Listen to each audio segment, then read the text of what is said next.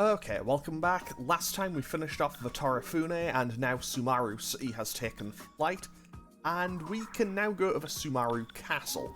However, before I go and do that, I have a couple of things I want to do.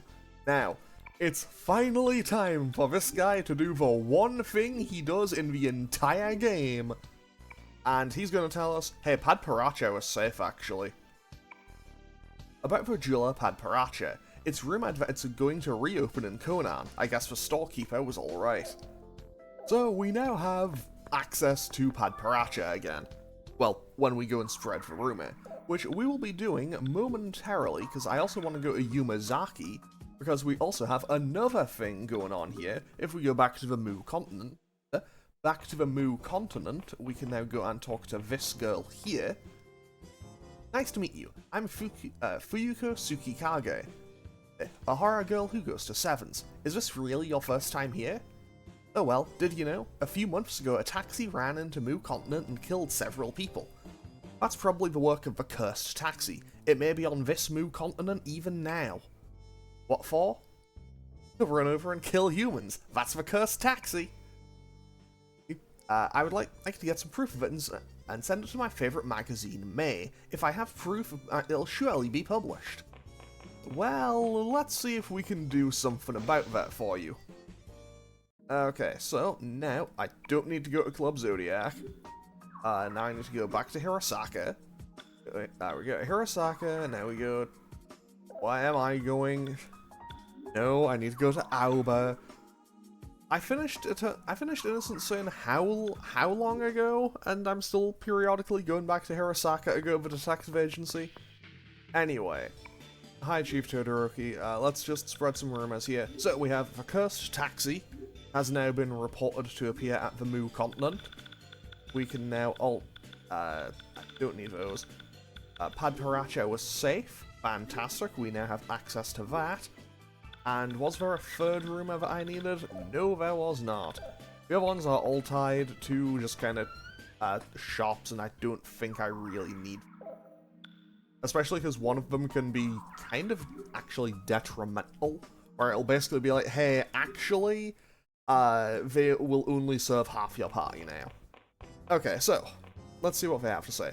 Ta-da! What's ta-da? Your ta-da! How ta-da? This ta-da! Finally, round 2.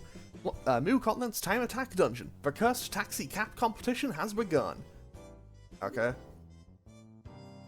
It's a much larger maze than before, and there's a much more brutal monster waiting at the end. Okay, so once again, we are on a time limit. Can't save in there, but we can come back out.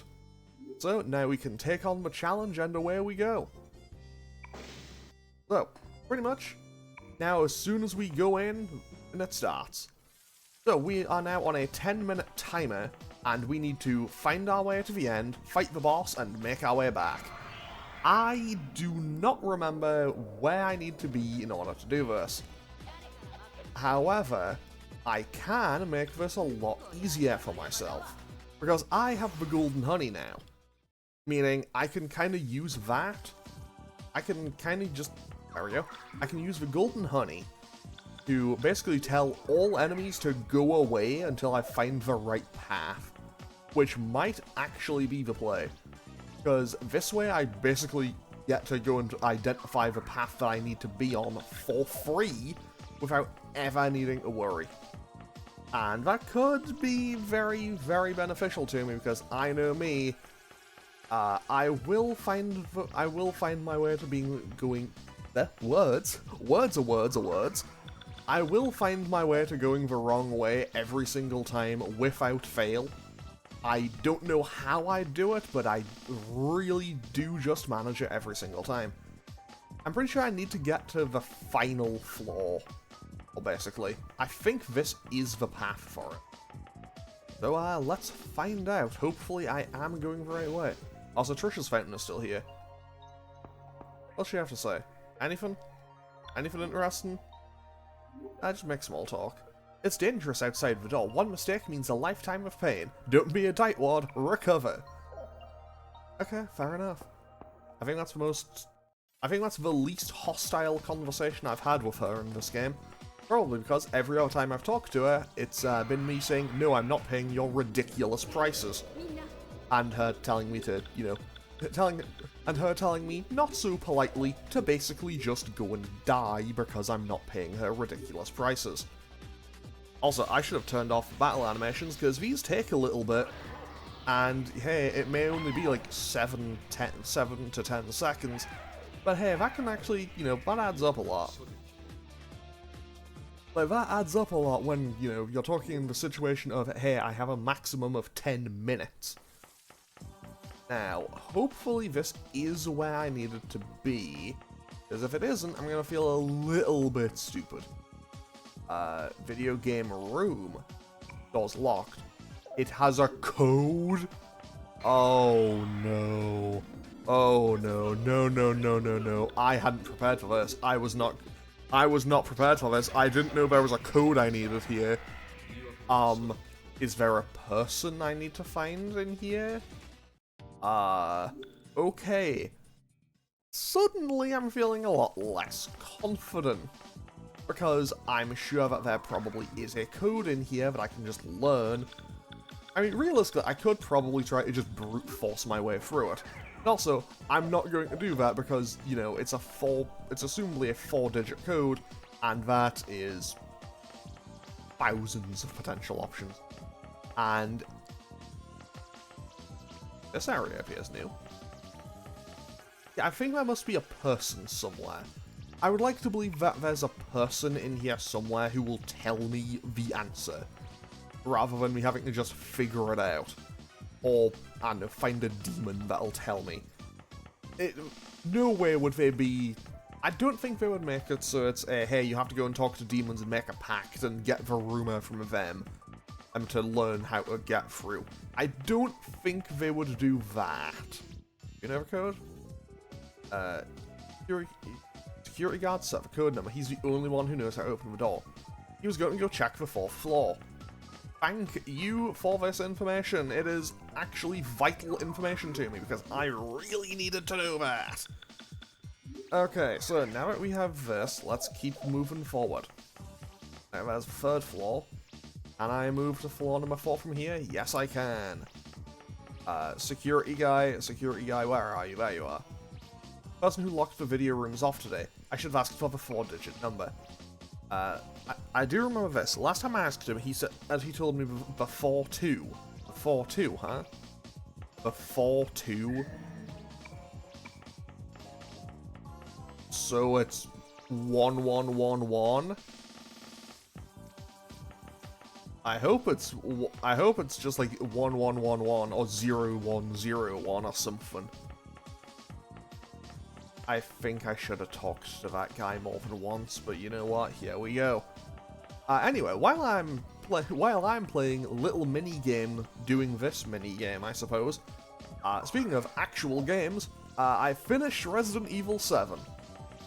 I still didn't like it, and I feel like I'd kind of like figured out that I wasn't really going to, because pretty much basically I hit the realization of, well, I didn't like the bit that everyone says, hey, this is great, and then I got to the bit where everyone says, oh, this is the bad bit of the game, and yeah, by the end of the game, it feels like you get to the fight. It feels like you get to the fight just before the wrecked ship. Okay, let's try 1111. Nope. It said before 2.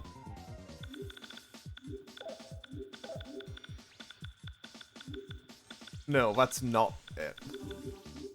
Because he said it was 4 numbers. Okay, so let's try 0101. No? Okay, so I just had to make a quick cut, because I just went and looked it up, and apparently, I put it in wrong, apparently, it is 1342. I don't get it. Oh, is it because the 1 and the 3 look like a capital B? Okay, whatever. Yeah, I'm not going to feel bad about looking that up, because that's kind of goofy. And yeah, I feel like that might be a weird, like, translation thing. Anyway, whatever. I really hope this thing doesn't reflect fire, because if it does, we're probably going to be in a little bit of a bad situation. But you know what? I trust my party members. I trust my ability to fight back if I need to. Oh, well. I don't know what I was expecting, but I didn't think it would die that fast. Well, cool, I guess we got the cursed taxi hat. I suppose we just head on back now. Well, that was anticlimactic, to say the least. I was not expecting that to be so comically weak. I think I was probably supposed to handle that a lot earlier than I did. Anyway, I'll get back to rambling on about my thoughts on Resident Evil 7 in just a moment, because I will have a whole bunch of, like, dialogue to go through, I think. Nope, I've gone the wrong way. Where's the exit? It is along here. The exit is here. Fantastic. Nailed it. Got it done in half the time. Woohoo! Yahoo! Congratulations! You're incredible. Absolutely incredible. Even as a woman, I feel your stoutness. What does stoutness mean? Anyway, for you have gotten to the item, it's time for you to be rewarded. How much will you win is entirely up to you. Win lots of money by tapping X rapidly. Okay, off we go. Approximately 10 seconds. Okay, 3, 2, 1, go. I'm just gonna mash the button as fast as I can. I think I'm gonna probably hit 20,000. Oh, sick, we got like 25. I got 25,000. No, I'm just mashing as fast as I can and the game will allow me to. Oh well, our customers are gods, thank you for choosing us. Last day for a special campaign, so that was the last time we can do it. Ah, that thing you have, it's proof of a cursed taxi, huh? This is just a taxi driver cap. I thought it was a sailor's cap. Oh well, this is solid proof of a cursed taxi's existence. This is a reward. But thank you. So we now get the Akashic Ring. And the Akashic Ring is going to be very nice and helpful, and I like having it. Because, if I now go to... Where did they say Pad Paracha opened? It said it opened in Conan, right? Yeah, they did. Fantastic. So if I go over here and talk to this guy now... So, you are safe too. Just like before, I'm counting on your business. Last store? Oh, well, that's under a heap of rubble now. What's that? Legendary blacksmith. Secret document. Sounds suspicious. Here, let me see.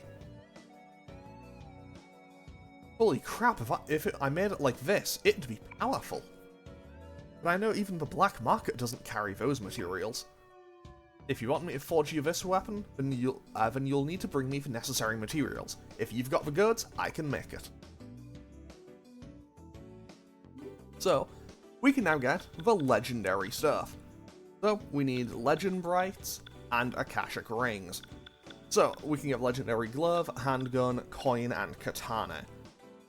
And I am not going to make any of those just yet, because while I do have the item breeder, I have the item breeder so I can double any one item, basically. Unfortunately, I'd only be able to get one legendary weapon, and if I am going to only get one, it'll be the legendary sword for Tatsuya. But I can come back and do that at a later time. Okay. Now, for what is going to be the final time, I'm going to enter these. Is it worth doing at this point in the game? Absolutely not. Like, unless I manage to win it, unless I win on Fantasy World. If I win on Fantasy World and get another all-round earring, that'll be worth it. Otherwise, I can't imagine they would get... Otherwise, I can't imagine getting anything worthwhile out of these. But you know what? I've done it for pretty much every other dungeon in the game, so I feel like I need to... Well, no. I think I've done it for pretty much every dungeon in Innocent Sin and Eternal Punishment, so I feel like at this point I need to kind of just, you know, use the last ones to try to round it out. Okay. Can I buy new, stronger weapons yet? The Buster Shot? The Beating Device? The Hell Cache. Okay, you know what? If nothing else, those are some cool names. Anyway, so now that we've done that, and I can now start making my ultimate weapons, it is time to head on over to Sumaru Castle. So, off we go. Into the castle we go.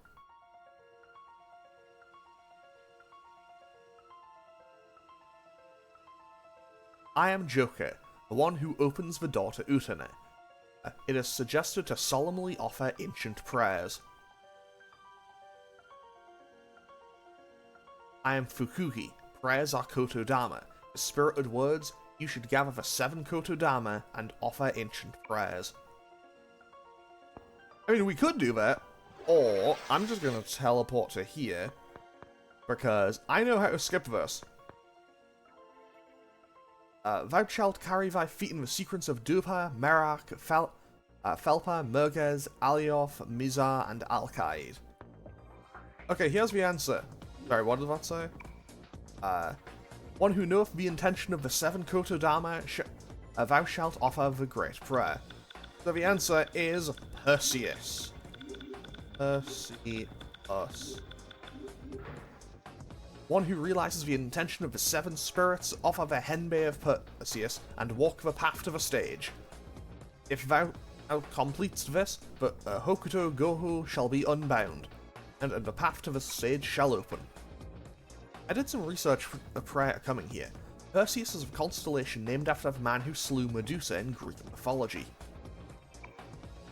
Many people of ancient times believed in the stars, and it's no surprise that Perseus was picked. He was a heroic figure. It is a bit odd for them to use a Western name, but people today have strange ideas of magic, another effect of rumors, I guess. Wow, you're such a hardworking guy. So what's a Henbei? Henbei is a type of magical stepping that originated in China. With this, you crush evil stars and invite good luck. Hokuto-oku is a magic where you draw Ursa Mage out on the earth to sanctify and protect that area. Most likely it means to walk in a certain pattern, or something like that. So basically that is Katsuya's way of telling you, hey, this next bit is you need to walk on the floor in a certain order or you fall through. However, we aren't doing that just yet, because even though that is basically me skipping the entire dungeon, I could skip the entire dungeon by doing this. However, I don't want to do that, because even though I have now just effectively skipped it and opened the door, I could go right on ahead. But there's a couple of other things I would like to do first. I have other business to attend to in this castle. Assuming I did a few things right earlier. So let's find out. Because I know me, I've probably messed up somewhere along the way, because, well, it would be very on-brand. Anyway, so, my thoughts on Resident Evil 7. I've finally looped myself back around to it. So, I feel like you get about 2/3 of the way through the game, and the game gives you the actual final boss there. Because the actual final boss fight is nothing. Like, there basically isn't one. It's more of an interactive cutscene, and I feel like it kind of misses the mark in that regard. And honestly, I feel like you just kind of get to the last bit, like you get past that bit, and it kind of feels more like you're now just playing a kind of mediocre first-person shooter rather than a survival horror game. Because by that point, you're kind of just like armed to the teeth. You have super powerful light. Like, you have enough ammo that you'll be totally fine, and I just didn't really find the ending all that satisfying. Okay, if I'm being totally honest, I found the ending itself incredibly stupid. I still need to play the DLC, maybe the DLCs will change my opinion on the ending, but I don't know, man. However, I will say, I've seen post-credits scenes in games before. I've never seen post-credits advertising for the DLC. That's a new one. Like, that was a new one for me. Like, I've played a lot of games, never seen that happen before. So guess I can congratulate it on that. That's something that it did, I suppose. But yeah, also, I will say this, even though I have, actively complained about it, I've, had plenty of negative to say about my time playing RE7.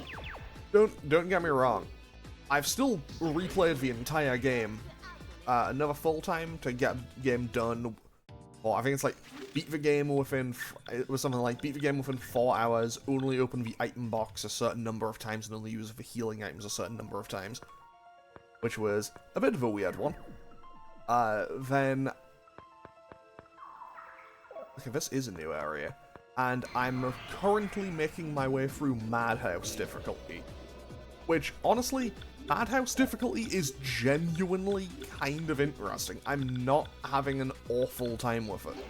It's definitely harder, but it is definitely the hard mode of the game. But also at the same time, I feel like it kind of... And it kind of feels more like what the game was supposed to be. It feels like it was almost made with the game... It kind of feels like that was the mode the game was intended to always be, if that makes sense. I don't know, maybe I'm looking too much into it. Maybe I'm not. Maybe I'm just looking at it wrong, but I don't know. Okay, where am I? Yeah, I will get lost in Sumaru Castle. This shouldn't come as a surprise. If you've seen me play anything, you know I got lost all the time. Okay, hopefully I don't get blasted by anything too badly here. Well, Meltdown just worked, didn't it? And now... You know what? This is low enough that's... It's just one enemy by itself. I think we should be okay. Okay. Yeah, that's a resists all magic type of enemy. But yeah, I still need to pull the wavelength card. I think that's 3-9 or something. Anyway. Or maybe it's 3.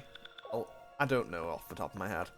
Anyway, I am going to throw on the golden honey, just so I can navigate around here just a little bit faster.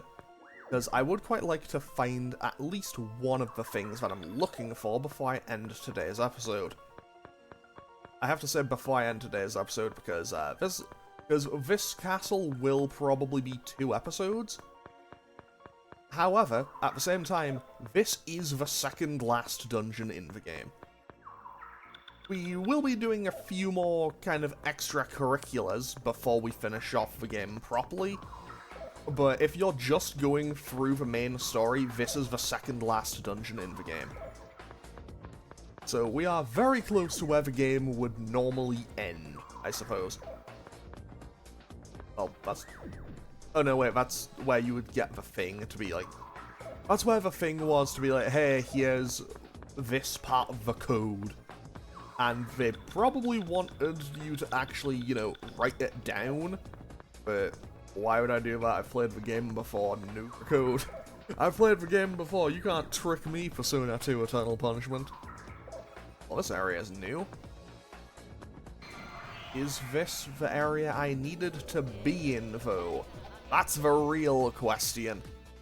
I'm hoping it is, because if it isn't, I'm gonna feel a little bit stupid. But, I know me, I'm probably in the wrong place. You know what, let's just get rid of Jahi's first. Let's get rid of these guys first, because honestly, they're kind of just a bit annoying, aren't they? Enemies that kind of just resist everything are always annoying in every game. Because it's just like, what are you doing? You're just here to be a little bit of a wall to be... And not like a difficult wall, just a I'm gonna punch it until it falls down type of wall. Okay, a Beyondite. The hell is a Beyondite? Beyondite. Ancient substance whose manufacturing method is unknown. Okay, it is a synthesis thing. That makes a lot more sense, actually. Have I done this wrong? I guess this may be a thing I investigate in between episodes. Because I've either done it wrong, or I'm just in the wrong part of the castle for it. And hopefully it's just I'm in the wrong part of the castle, because if I've done this wrong, I'm going to feel really stupid about it. Because this is one of the most important tiny little things I could have done in the entire game. So if I've done it wrong, I'm going to feel a little bit stupid about it. But hey, hopefully we're okay, and hopefully I can find my way out of here. So, full disclosure, full honesty, I suppose, the first time I played this game, I ended up not doing this dungeon properly, because I was just playing it in my own time, and I got lost in here for so long that I decided, forget it, I'm just gonna Google the answer. And lo and behold, the answer was and is Perseus. Is this where I came in from? It was not where I came in from. Okay. Nope, that... Okay, I can do this, I can do this. But yeah, so, overall thoughts on RE7? It has its moments, but it's not for me, I think. Like, I can see why people might really like it, but it is not the Resident Evil game for me.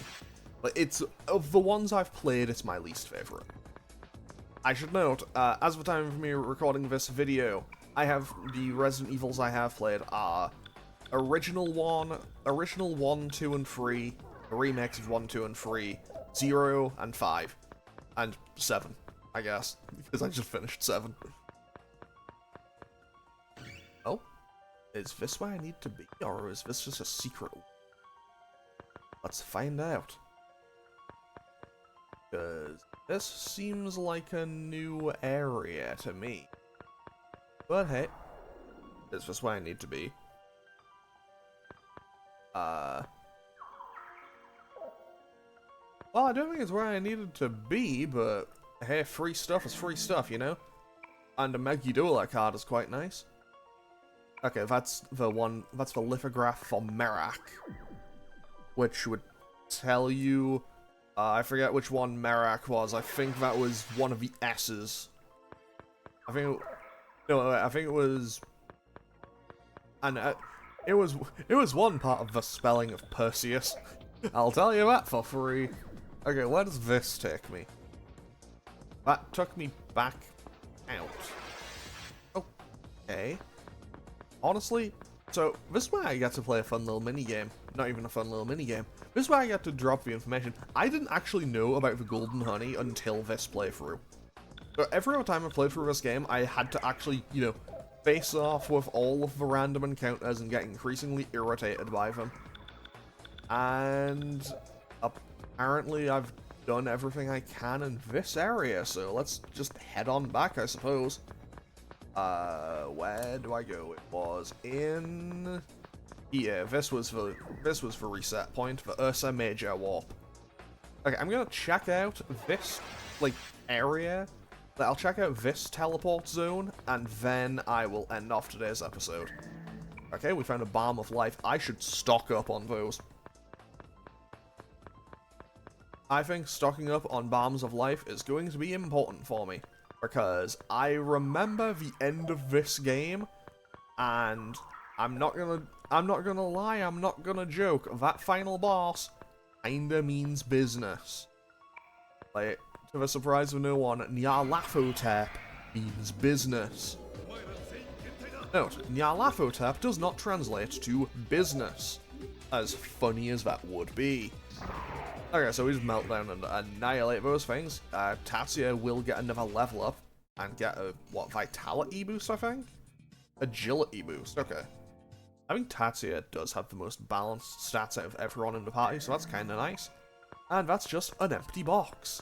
The box. The box! Okay, what even are you guys Andromalic? It's... okay, so, for people who haven't played SMT5, once again, I'm shilling SMT5. SMT5, Andromalic turns up as a kind of late-game demon in that game, and it appears as, like, a donkey that's almost... it appears like I think the best way I could describe it would be like, what if a donkey attended Carnival? Because it's a donkey, but it has like the peacock feathers as and everything. It looks really kind of strange, but also it's a cool design. Okay, that's an empty box. I think this is it. Either that or I've gone the complete wrong way. But I will continue to investigate. So I will come back to that area in just a moment. You know, once again, meltdown. Oh, meltdown. Will you ever stop being a comedically powerful move? I hope you don't, because it's funnier to me if it just keeps one-shotting everything. Okay, Lala's luck goes up. Honestly, she should probably get luck boosts, because...